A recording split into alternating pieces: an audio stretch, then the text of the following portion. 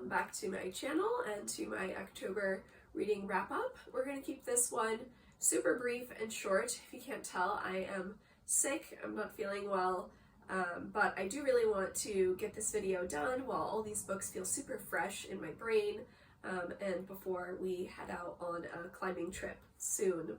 October was a big reading month for me in that I read a lot of books, but I'm still feeling like this just isn't really my reading year. There have been so many fewer really standout favorite best books of the year for me, so I'm still hoping that there'll be a few that trickle in November and December to finish off the year. The first book I finished was Indian Horse by Richard Wagamese. This is by a Canadian Ojibwe author, and he is writing about a young boy who is also Ojibwe, and he is separated from his family very early on. Because the main character is left with the grandmother and the grandmother becomes ill, that is how he ends up separated from his family and is placed in a residential school. If you know anything about residential schools, you'll know that they were a really harmful place for Indigenous children. So many lives were lost, and a lot of that was swept under the rug and is still being uncovered fairly recently. Lots of mass graves and identifying more of these people who were subjected to terrible things. That is a part of our character's storyline, though it is revealed to us in a very slow and subtle way as the book progresses. Our character finds hockey as an outlet. It's something that he's never tried before, but is something that is super common for a lot of the boys and other kids to participate in, and he quickly begins to find his footing as a really talented hockey player, surrounded by a team, and that comes with its own challenges. There's feelings of alienation throughout this book. I would definitely read from the author again. It's very heavy on the hockey and like sports forward focus of the storyline and plot, which isn't something that I feel is particularly compelling to me. The book is also written in a very simplistic writing style, which I'm not the biggest fan of, but I think is really approachable for a lot of readers, and I think a lot of people would find a lot of value within this book. The next book I read was nonfiction, and it was Limitarianism, The Case Against Extreme Wealth by Ingrid Robeyns. This author blends philosophy and economics together to make an argument as to why there should be no extremely wealthy people. She argues that there should both be an ethical and moral limit on wealth, something that we should all feel is excessive and just not okay to exceed wealth beyond this limit, but also that there should be a fiscal limit. There should be a limit that isn't forced by law, and people should not be able to hoard and continue to collect wealth beyond a certain amount. This book had a lot of really interesting points, and I definitely approached it skeptical. Not in its belief in ideas, which I full-heartedly believe in that there should be no rich people beyond a certain limit. All this wealth needs to be distributed, and the collecting and hoarding of wealth and resources is just extremely damaging to our world, our environment, and so many people. But my hesitation was, how realistic is this really? Definitely a bit jaded in that I know that so many people who have power in government, particularly who are the people who control these fiscal laws and rules and certain things, they are all wealthy people. And I came into this believing that there really is no hope that those people who have restricted so much of the power, especially in legislative power, why would they ever impose these rules which have an effect on them, in that they would lose a lot of their wealth, and because of that reason they would likely lose a lot of their power. She does actually make a case that there are some very wealthy people who are for this idea, which I found fascinating, and was actually pretty hopeful to me. Over time, there's been many sayings popularized,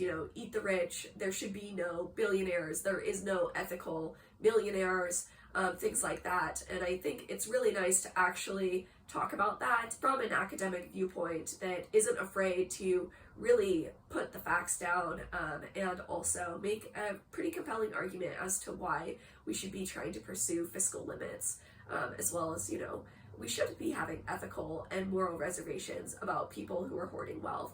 And if you are, you certainly should be distributing your wealth.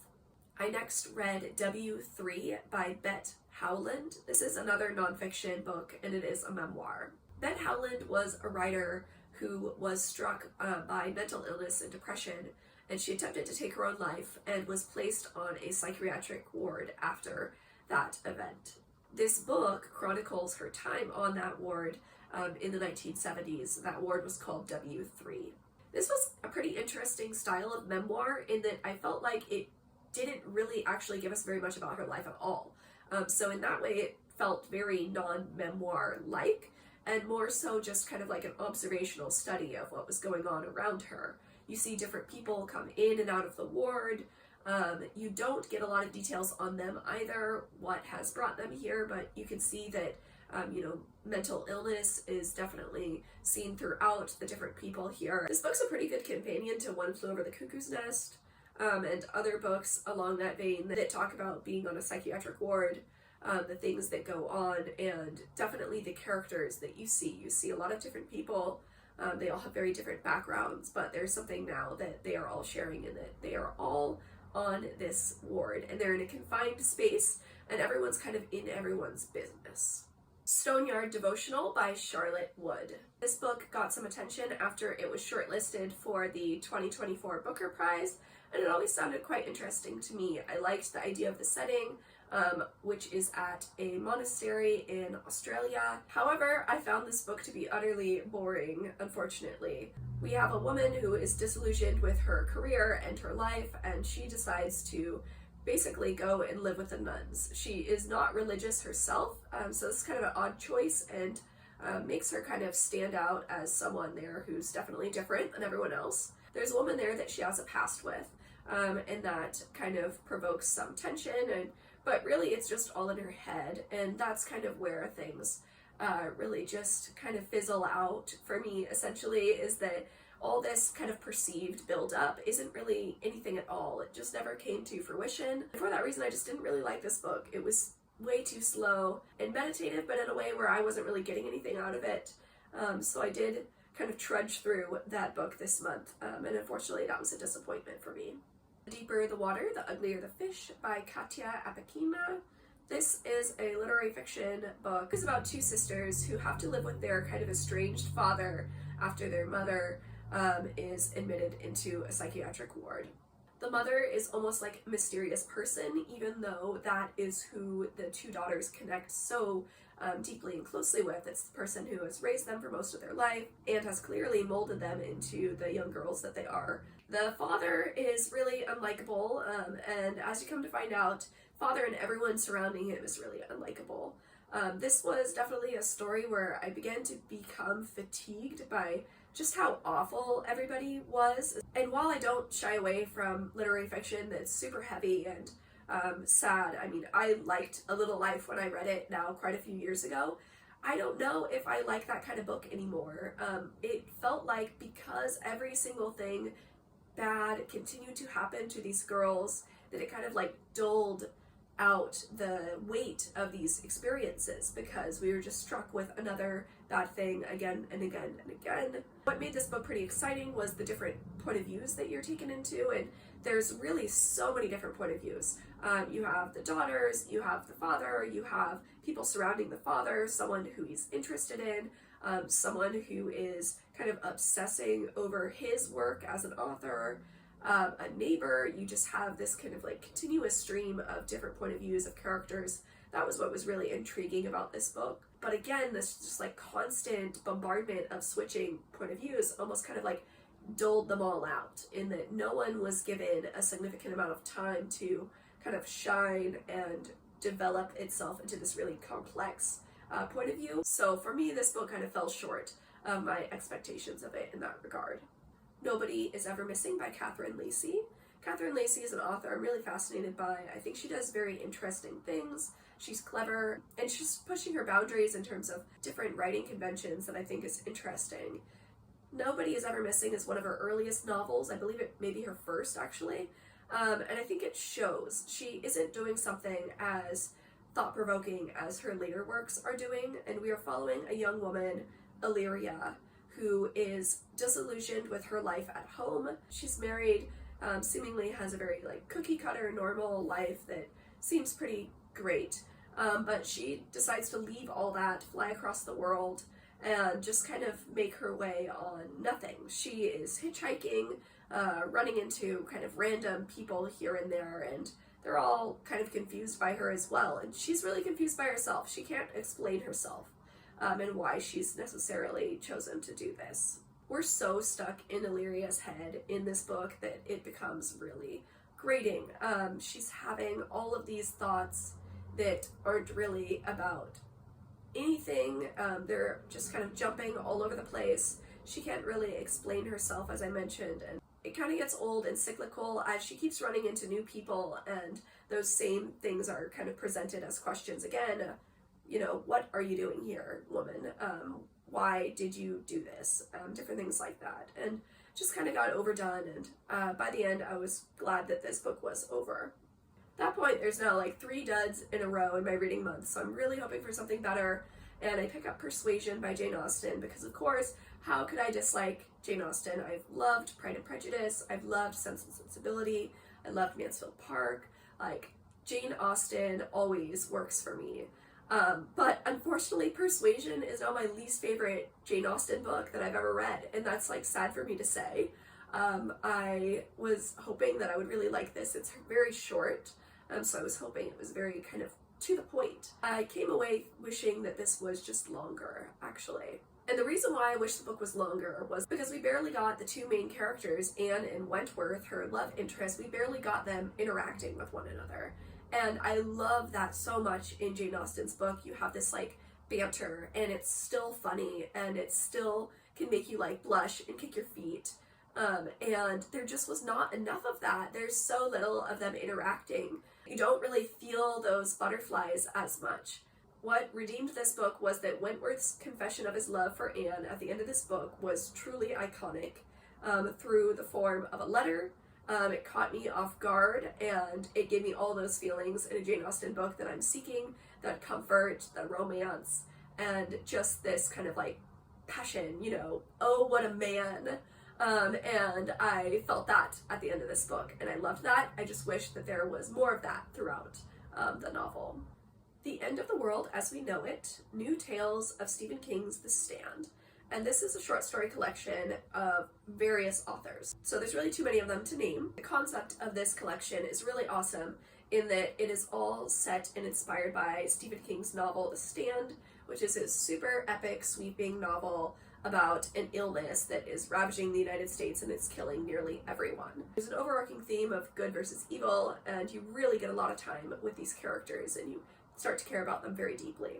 These are all stories that are set in that world or inspired by in some way. Some of them come before the illness breaks out, some of them come after, some are futuristic, some follow characters that we're already familiar with, others don't. It's a really mixed bag, and like all short story collections, I think you most likely are going to get a mixed bag also in terms of your enjoyment with these stories. So for me, this kind of fell in the middle. But overall, this was a super fun experience in that I read this book with my mom. We discussed each of the stories together.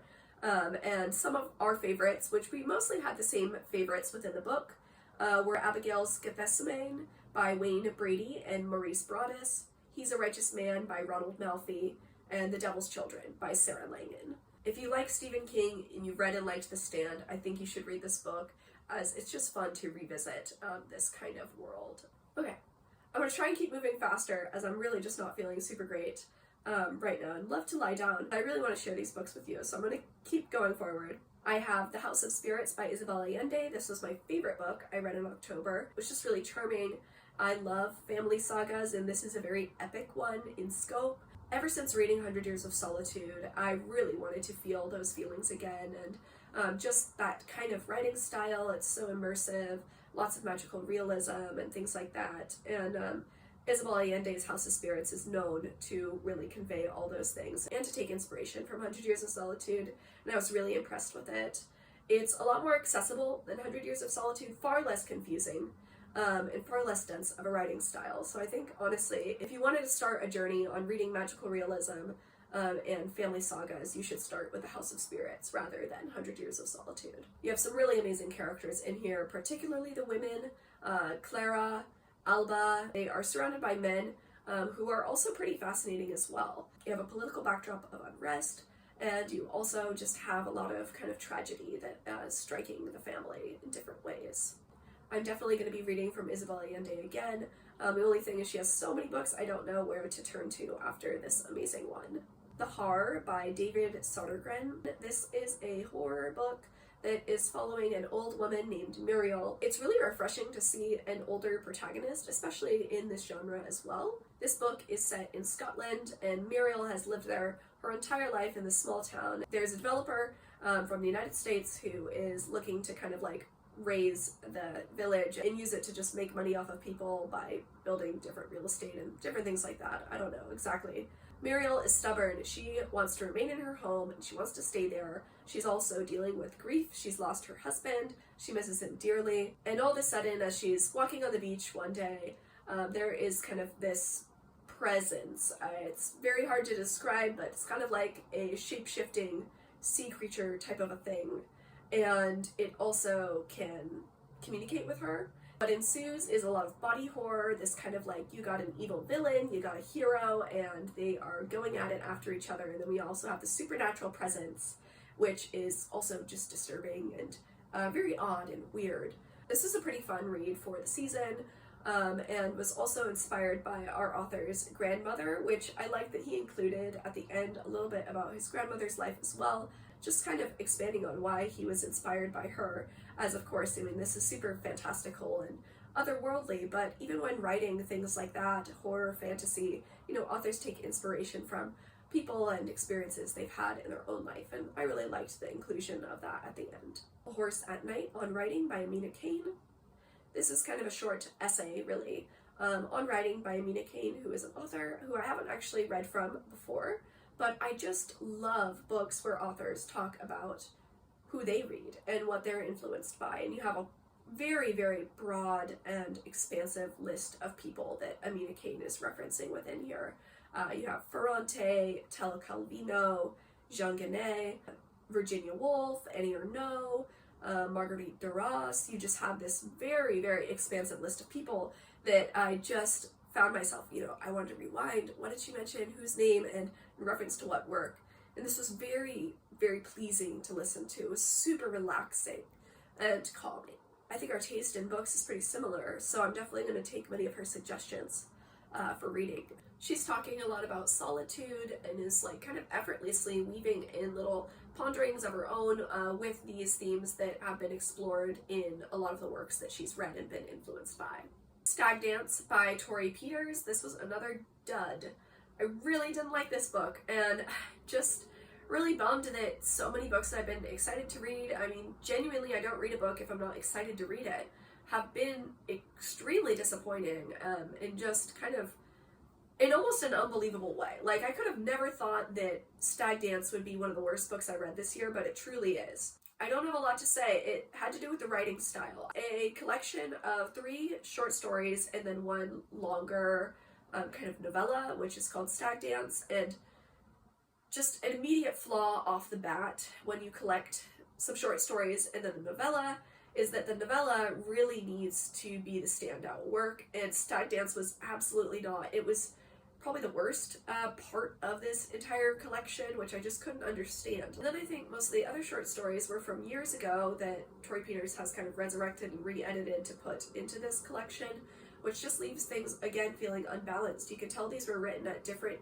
periods, and they just don't flow or like mesh very well together, in my opinion. You're following trans characters throughout. You're kind of set in these different environments, made to feel uncomfortable in different ways. So there are some similarities within them, but just the way they were executed felt incredibly unbalanced and just odd. I think this was an odd collection. Like, they did not coalesce very well together, and I think that showed. A Man's Place by Annie Ernaux. This is another installment in kind of her living autobiography, which her works just focus on different parts of her life. And this is about her father, very short, and also reflects upon the death of her father and losing him.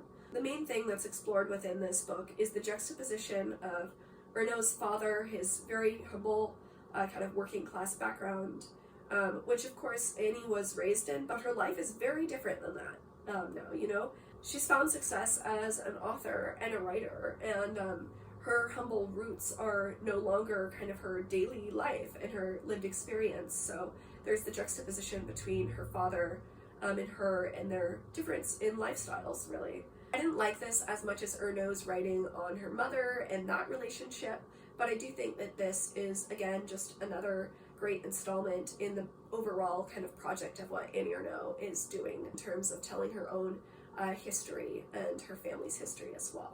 Notes to John by Joan Didion. This is a book that I wasn't certain when I would read, but I knew that I wanted to, even though the idea of it makes me feel slightly uncomfortable. This was published this year, and it's basically the notes and writings that Joan Didion had made after seeing a psychiatrist over an extended period of time, and mostly talking about her daughter Quintana's alcoholism. It doesn't necessarily feel right to be reading these things, though it does add to Joan Didion in a different way. In most of her work, she's very polished, and I think she kind of holds some of these things at a distance. These aren't things that she has necessarily explored in her works, even talking about Quintana and the difficulties of Quintana and her illnesses and ultimately her death. You see a very, very personal part of that story here. You see a bit of Didion's overbearingness as a mother, but all of that overbearing just comes out of a very, very deep love for Quintana. And that's just really sad to see in retrospect, and to know that Joan had to live a portion of her life without her daughter, without her husband, and without that family that they had really tried so hard to preserve in a lot of ways and strengthen. So this was just really kind of heartbreaking. Illness as Metaphor and AIDS and Its Metaphors by Susan Sontag. This is a bind-up of 2 essays that she wrote in different time periods that is about illness and metaphors used to describe illness. The first essay is more closely focused on cancer, and the second is focused on AIDS. Susan Sontag had a very close relationship with illness in that she had cancer, and I think that must be what really drove her to explore these themes of metaphor within illness, and just the way metaphor has been used to continue to stigmatize illnesses, particularly illnesses like cancer and AIDS, which have a lot of preconceived ideas about them from people who may not have experienced any of these things firsthand. Some of this definitely went over my head, and I don't think this is a great starting place for Susan Sontag. At least it wasn't for me. But I'm definitely going to continue to read her, maybe figure out a better place to start with her, something that's a bit more accessible. And it also could have just been being sick myself. I was having a hard time focusing and dealing with brain fog and trying to get through that with this pretty dense work here. The next few books I'm just going to clump together as I made reading vlogs about them, and you can go and watch those videos if you'd like to hear more, which I suggest you do, as I read a bunch of pretty good books for those videos. I have The Joys of Motherhood by Buchi Emecheta, A Man of the People by Chinua Achebe, and Silence Would Be Treason, The Last Writings of Ken Saro-Wiwa. These were all talked about and read in my video on Nigerian literature. Then I have Story of the Eye by Georges Bataille, Great Granny Webster by Caroline Blackwood, and Any Man by Amber Tamblyn, which I read in my Halloween reading vlog. And I will also mention How to Sell a Haunted House by Grady Hendrix, which I didn't read on Halloween but is discussed in that video as well. I hope that the next time I'm speaking to you, I'm feeling a lot better, can make more sense of my words and thoughts, and I've hopefully read some good books as well. I'll see you next time.